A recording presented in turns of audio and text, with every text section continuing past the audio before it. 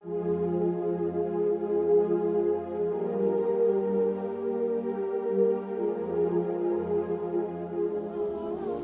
الله الرحمن الرحيم إن الحمد لله نحمده ونستعينه ونستغفره الله سبحانه وتعالى بعدد مقتا و hamd و sanolar bo'lsin.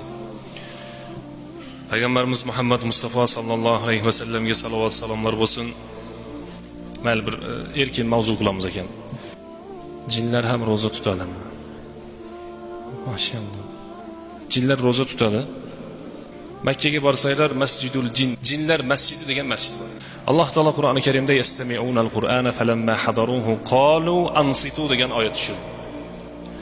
Ular Qur'oni Karimni eshitishadi. Qur'onni eshitganlaridan keyin bir-birlariga eshitinglar. Alloh taolo tarafidan tushayotgan oyatlar bor ekan, shuni eshitinglar deb aytdi deyapti. Oyatlarni eshitgandan keyin jinlar iymon keltirishadi. Jinlar iymon keltirgandan keyin insonlarga nima narsa taklif qilinsa, ya'ni farz qilingan bo'lsa, ularga ham shu farz. Nima sunnat qilingan bo'lsa, ularga ham sunnat, nima vojib qilingan bo'lsa, ularga ham vojib. Jinlarda ham ahli sunna val jamoasi bor, jinlarda ham bid'atchisi bor. Lekin insonlardan farqi, biz bu dunyoda jinlarni ko'rmaymiz. Jannatga kirgandan keyin jinlar bizni ko'rmaydigan. Shuning uchun masalan jinlarni biz ko'rmaymiz degandan keyin shu yerdan bir ahkam chiqadi. O'zi yolg'iz qolgan paytda inson kiyimlarini yechmoqchi bo'lsa, Bismillahillazi la ilaha illahu deb yechish kerak.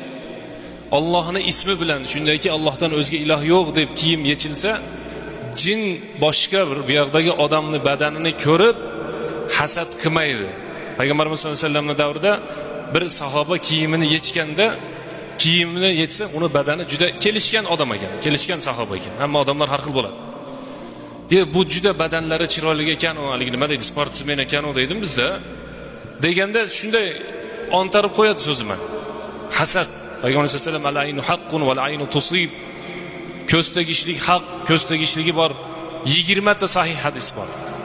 Ko'z tegishligi haqida. Yiqilgandan keyin bu inson o'ladi shekilli deb o'ylab qolishadi. Payg'ambarimiz sollallohu alayhi vasallam qanday qilib birodarni o'ldiradi, kim bunga aytdi deganda shu odam topib kelinadi. Topib kelingandan keyin sen tahorat qilib ber deydi Payg'ambarimiz sollallohu alayhi vasallam. Tahorat qilgan suvingda bu g'usl qiladi, shu bilan ko'z tekkandan qutuladi deydi. Bir viloyatda bo'lgan voqeani aytib beradi. Bir oqsoqol bor ekanda, qorakalar juda chiroyli Qur'on o'qisa ham ko'zi bor ekan, bilasizlar, ko'zi bor deydi-yu. Ba'zi bir odamlar 99% odamning ko'zi yo'q. Rasa harakat qilib ko'radi-da, ontarmoqchi bo'ladi. Ba'zi bir odamlarda bor, o'zlari biladi ko'zi borligini. Shular haqida Payg'ambarimiz sollallohu alayhi vasallam aytayapti. Ko'zi bilan boshqa odamni o'ldirgan qotil deyapti. Qanday qilib birodarini o'ldiradi deydi. Qanday o'ldiradi birodarini deyapti. Shuning uchun ko'z tegayotgan paytda Qul huvallohu ahad, qul a'udzu birabbil falaq, qul a'udzu birabbin nas larda o'qilsa, inshaalloh ko'z nima qilmaydi? Tegmaydi, zarar qilmaydi. Shunda boyagi sahoba tahorat qiladi, tahorat suvini bu kishi g'usl qiladi, shu bilan ko'z degan musibatdan qutuladi. Bu endi insonlarning orasidagi. Jinlar ham sizga ko'zi tegib qolsa qiylanib yurasiz. Shuning uchun hech kim yo'q joyda kiyimlarini yechib almashtirmoqchi bo'lsa yoki hojatxona yo hammomda bo'lsa, Bismillahillazi la ilaha illahu deyish kerak. Bir qissa bor ekan, shu yerda esimga tushib ketdi. Bir oila qizini turmushga bermoqchi bo'lib, qizini chiroyli qilib kiyintiradi arab diyorlarida. Ayollar alohida, erkaklar alohida. Qizini chiroyli qilib kiyintirgandan keyin qizini ko'zi ko'r bo'lib qoladi. Ona deydi, men ko'zim ko'rmayapti deydi. Biror narsani men ko'ra olmay qoldim, ko'zim ko'rmayapti deydi. Onasi aqlli ekan, qizim senga ko'z tekkan bo'lsa kerak. Ko'z tekkan bo'lsa kerak. Boyadan beri kelgan mehmonlar hammasi, ayollarning hammasi seni maqtayapti, juda chiroyli ekansiz, kiyimlaringiz yarashibdi, muborak bo'lsin, qutlug' bo'lsin, to'yda tabriklanadi.